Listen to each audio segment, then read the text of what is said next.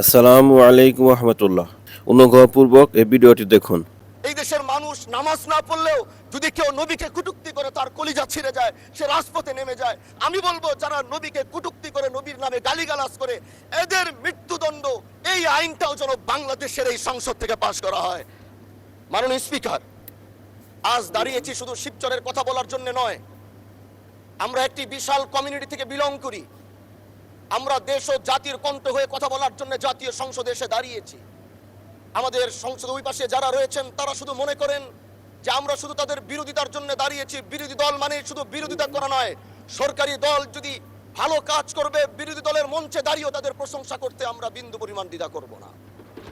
কিন্তু আমি বলতে চাই মাননীয় স্পিকার, আমরা যেই জায়গা থেকে দাঁড়িয়েছি, বাংলার 30 থেকে 40 লক্ষ ওলামায়ে কেরাম আমাদের দিকে তাকিয়ে রয়েছে। কারণ তাদের কণ্ঠ, তাদের সে আওয়াজগুলো আমরা যেন জাতীয় সংসদ থেকে দিতে পারি। তার মধ্যে অন্যতম একটি হলো মা কানা মুহাম্মাদুন আবা আহাদিম মির রিজালিকুম ওয়ালাকির রাসূলুল্লাহি ওয়া খাতামান নাবিয়্যিন ওয়া কানা আল্লাহু বিকুল্লি শাইইন আলিমা। আপনি জানেন নবীর পরে আল্লাহ নবী হচ্ছে আমার ঈমানের অংশ, আমার ঈমানের পার্ট। তিনাকে ভালোবাসা, তিনার উপর ঈমান, এটা আমার ঈমানের অংশ। তিনি আমার শেষ নবী, যেটা কোরআন ঘোষণা দিয়েছে।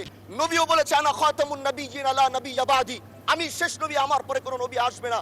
কিন্তু মাননীয় স্পিকার, দুঃখের সাথে বলতে হয় বাংলাদেশের এরকম একটি পার্ট রয়েছে, যেই পার্টের এক অংশ মানুষ তারা নবীকে অস্বীকার করে, তারা মুসলমান দাবি করে।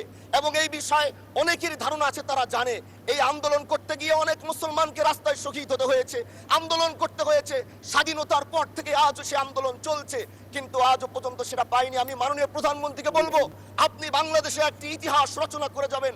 আপনার মাধ্যমে যদি এটা স্বীকৃতি পায়, যারা নবীকে অস্বীকার করে তারা কোনোদিন মুসলমান থাকতে পারে না, এটা আইনের মাধ্যমে, এটা বাংলাদেশের পার্লামেন্ট থেকে ঘোষণা হবে, সেটা আমরা চাই। আমরা বারবার দেখছি কিছুদিন পর পর কারা যেন কিভাবে সে আল্লাহ নবীর শানে কটূক্তি করে, নবীকে নিয়ে অশ্লীল ভাষায় গালিগালাজ করে, নবীর শানে কটূক্তি করে। এই আন্দোলন, এই সংগ্রাম করতে গিয়ে আপনিও মাননীয় স্পিকার দেখেছেন রাস্তাঘাটে আন্দোলন করতে গিয়ে কত মানুষ মৃত্যুবরণ করেছে।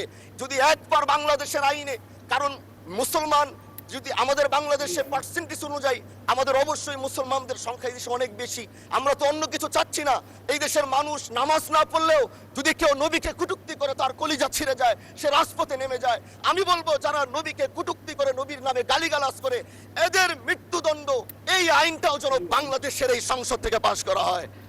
আপনারা কি চান এই আইন বাংলাদেশে বাস্তবায়িত হোক? কমেন্ট করে জানাবেন।